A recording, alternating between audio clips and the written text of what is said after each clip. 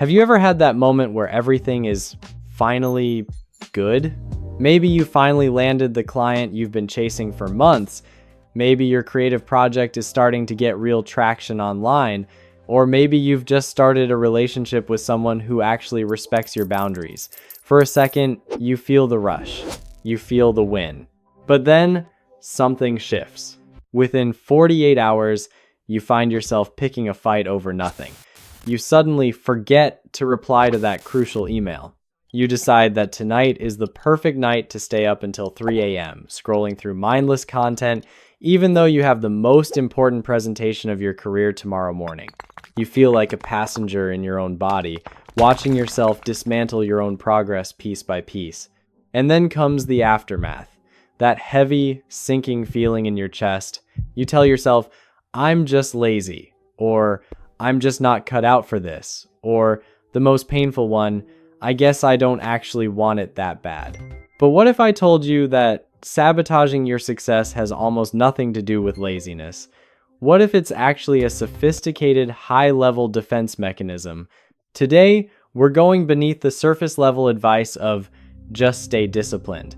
We're going to talk about the psychology of visibility. We're going to explore why your brain perceives making it as a threat to your literal survival.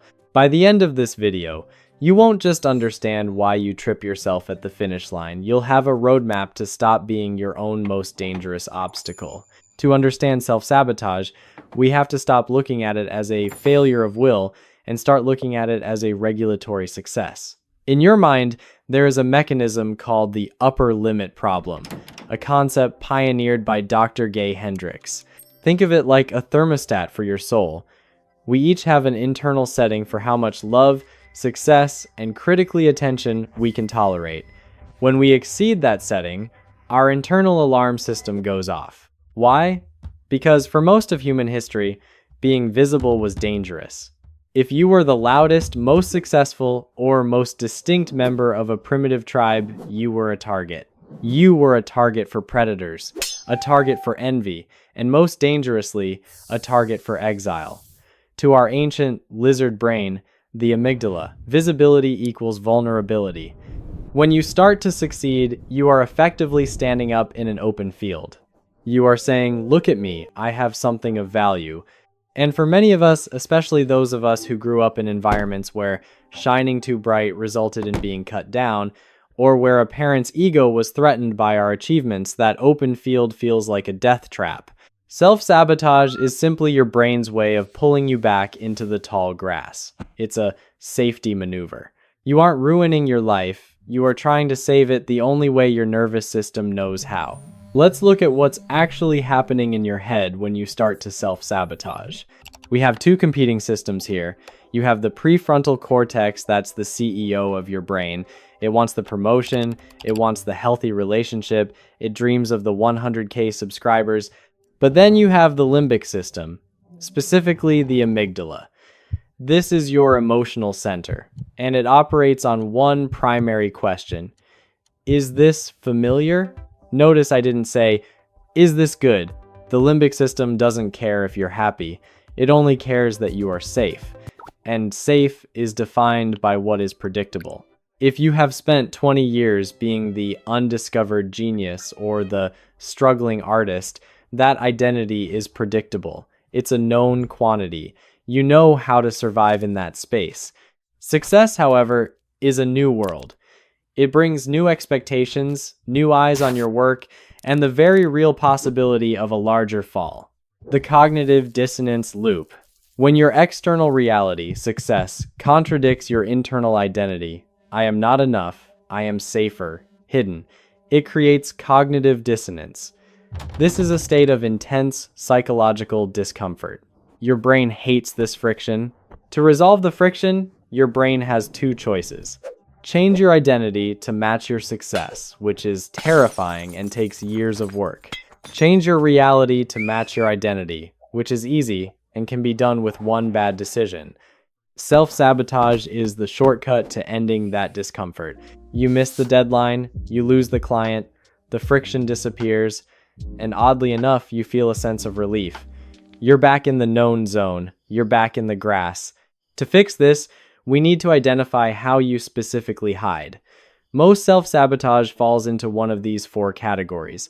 Which one feels like a gut punch to you? 1. The perfectionist's stall. You don't release the work because it isn't ready. But if we're being honest, it's not about the quality of the work. It's about the fact that as long as the work is in progress, you cannot be judged. You are the person with great potential. Potential is safe. Finished work is a target. 2. The noble distraction. This is when you sabotage your big goal by being too helpful to others. You spend all your time fixing a friend's crisis or taking on extra low-level tasks at work so you don't have time for your big, scary project. You feel productive, but you're actually just hiding behind other people's needs. 3. The sudden chaos maker. This is the person who picks a fight with their partner right before a big interview. You create an emotional crisis so that your brain has a legitimate excuse for why you didn't perform well. It's a protective buffer. I didn't fail because I'm not good enough. I failed because I was having a personal crisis. 4. The intellectual minimizer. This is my favorite one. You succeed, but you immediately explain it away. Oh, it was just luck. They probably didn't have any other options. By minimizing the success, you prevent your internal thermostat from rising. You stay small in your own head, even if you're growing in the world. How do we stop? How do we teach our nervous system that it's safe to be seen? We don't do it with willpower. We do it with incremental exposure. Step 1, identify your success hangover. I want you to start tracking the day after.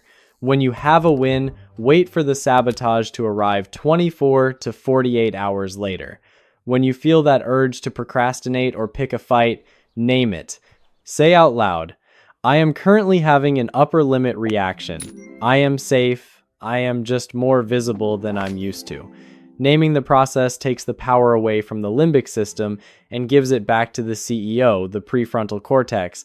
Step 2, expand the window of tolerance. Instead of trying to become a global superstar overnight, practice micro-visibility. Post one opinionated thought on LinkedIn. Tell one friend about a win without adding a self-deprecating joke at the end. Allow yourself to feel the glow of a compliment for 10 seconds longer than usual. You are training your nervous system that the heat of being seen won't actually burn you. Step 3. The worst case decatastrophization. Usually the fear of visibility is a vague, foggy monster. We need to turn on the lights. Ask yourself, if I am successful and people see me, what is the absolute worst thing that could happen? Maybe people will criticize you. They probably will. Maybe you'll lose some friends who liked you better when you were struggling. This is a real risk. Once you identify the specific fears, you can create a plan for them. You realize that losing friends who don't want you to win is actually a healthy part of growth, not a survival threat. Step 4. Create a success integration ritual. When you hit a milestone, don't immediately move the goalposts. Sit with the win. Write down, I did this. I am the kind of person who achieves this.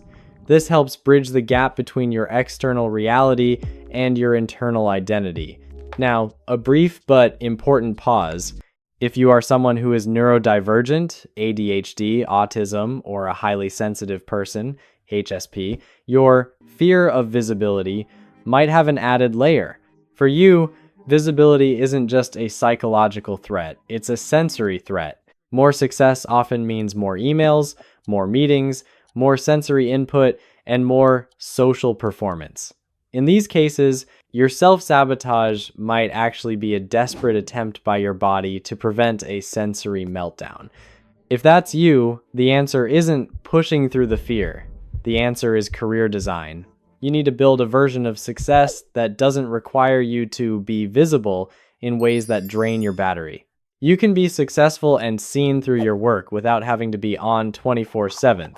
Also, if you are carrying CPTSD or significant childhood trauma, self-sabotage is often a very deep-rooted protective part of your personality. If these exercises feel overwhelming or trigger a freeze response, please work with a trauma-informed therapist. Sometimes we need a professional co-pilot to help us dismantle the defenses that kept us alive when we were kids. I want you to listen to me very closely. You are allowed to be significant. You are allowed to occupy space. You are allowed to be the most successful person in the room and still be a good person. The world has a vested interest in you staying small. Small people are easy to manage. Small people don't disrupt the status quo.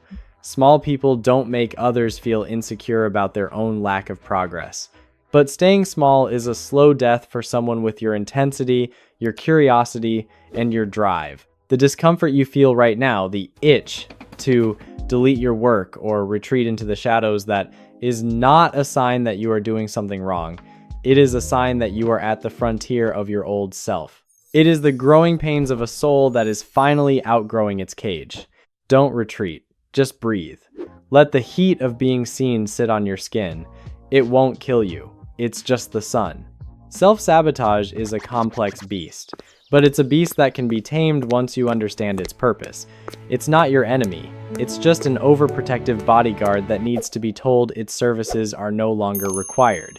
If this resonated with you, I've put together a success tolerance workbook placeholder that guides you through the success integration ritual we talked about. It'll help you track your upper limit triggers and expand your thermostat.